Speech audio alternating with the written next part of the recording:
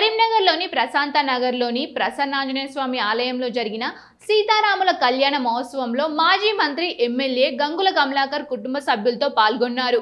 నూతన వధూవరులకు పట్టు వస్త్రాలు సమర్పించి శ్రీ సీతారాముల కళ్యాణం అత్యంత భక్తి శ్రద్ధలతో ఘనంగా తిలకించారు.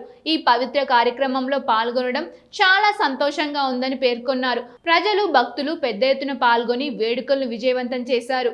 శ్రీ సీతారాముల కళ్యాణం వంటి ఆధ్యాత్మిక కార్యక్రమాలు సమాజంలో శాంతి, సౌభ్రతత్వం, ధార్మిక చైతన్యాన్ని పెంపొందిస్తాయని తెలిపారు. భక్తులందరికీ ఆశీస్సులు లభించాలని ఆకాంక్షించారు.